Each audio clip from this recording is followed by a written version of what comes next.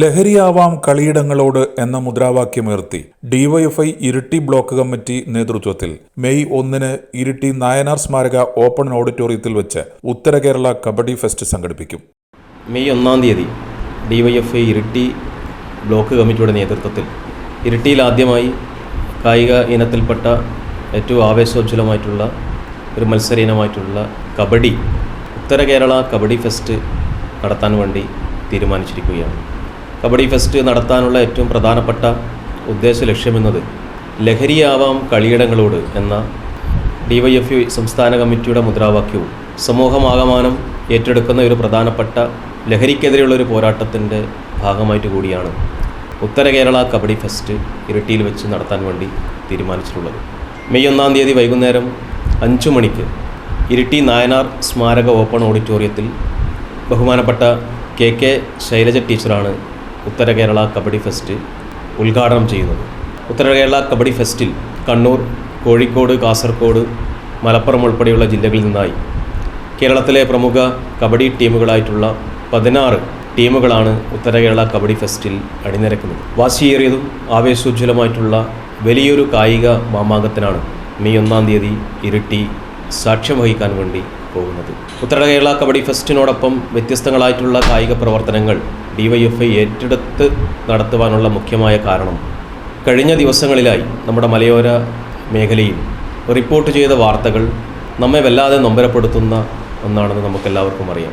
കഴിഞ്ഞ ദിവസമാണ് പേരാവൂർ കുളക്കാട് സ്വന്തം അമ്മയെ മകൻ കഴുത്തറുത്ത് കൊന്ന ദാരുണമായ സംഭവത്തിന് നമ്മുടെ നാട് സാക്ഷ്യം വഹിച്ചു എന്ന വാക്ക് നമുക്ക് ഉപയോഗിക്കാൻ വേണ്ടി പറ്റില്ല. പക്ഷേ നമ്മുടെ നാടാകെ നടുങ്ങിപ്പോയി.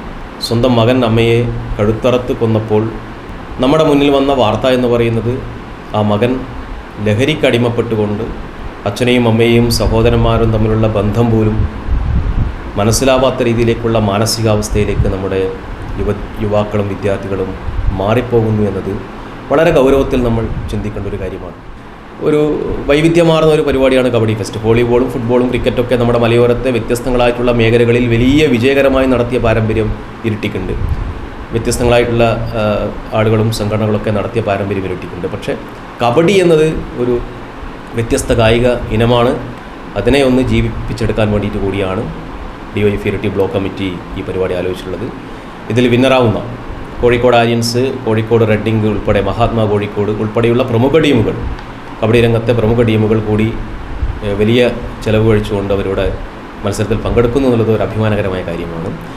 ഈ 1ാം സ്ഥാനം ലഭിക്കുന്നവർക്ക് 12,000 രൂപ ക്യാഷ് പ്രൈസും ട്രോഫിയും, 2ാം സ്ഥാനം ലഭിക്കുന്നവർക്ക് 9,000 രൂപ ക്യാഷ് പ്രൈസും ട്രോഫിയും, സെമി ഫൈനലിലെത്തുന്നവർക്ക് 2,500 രൂപ വീതമുള്ള ക്യാഷ് പ്രൈസും ട്രോഫിയും, പിന്നെ ബെസ്റ്റ് റൈഡർ, ബെസ്റ്റ് ക്യാച്ചർ ഉൾപ്പെടെയുള്ള അത്തരം വ്യക്തിഗതമായി തിരഞ്ഞെടുക്കുന്ന കായിക പ്രതിഭകൾക്കുള്ള സമ്മാനവും ഈ പരിപാടി വെച്ച് വിതരണം ചെയ്യുന്നുണ്ട്. നൂറുകണക്കിന് ആളുകൾ എത്തിച്ചേരുമെന്നാണ് നമ്മൾ പ്രതീക്ഷിക്കുന്നത്. വൈകുന്നേരം 5 മണിക്ക് K Shailaja MLA kabaddi fest ഉദ്ഘാടനം ചെയ്യും. കേരളത്തിലെ പ്രമുഖ കബഡി ടീമുകൾ മത്സരത്തിൽ അണിനിരക്കും. ജില്ലാ കബഡി അസോസിയേഷന്റെ കീഴിലുള്ള 16 ടീമുകളാണ് മത്സരത്തിൽ പങ്കെടുക്കുന്നത്. 1ാം സ്ഥാനത്തിന് അർഹരാവുന്ന ടീമിന് 12,000 രൂപ ക്യാഷ് പ്രൈസും ട്രോഫിയും സമ്മാനമായി നൽകും. 2ാം സമ്മാനാർഹർക്ക് 9,000 രൂപ ക്യാഷ് പ്രൈസും ട്രോഫിയും, 2ാം സമ്മാനാർഹർക്ക് 9,000 രൂപ ക്യാഷ് പ്രൈസും ട്രോഫിയും നൽകും. സെമി ഫൈനലിൽ എത്തുന്ന ടീമുകൾക്ക് 2,500 രൂപ വീതം ക്യാഷ് പ്രൈസും ട്രോഫിയും നൽകും. മത്സരത്തിൽ best rider, best catcher, best allrounder എന്നിങ്ങനെ തിരഞ്ഞെടുക്കപ്പെടുന്ന കായിക താരങ്ങൾക്ക് ട്രോഫികൾ സമ്മാനമായി നൽകും. വാർത്താ സമ്മേളനത്തിൽ DYFI block secretary PV Binoy, president Saneesh KK, treasurer AV Aneesh, joint secretary P Jiju, M Nikhilesh എന്നിവർ പങ്കെടുത്തു. ഏജനറ്റ് ന്യൂസ് ഇരിട്ടി.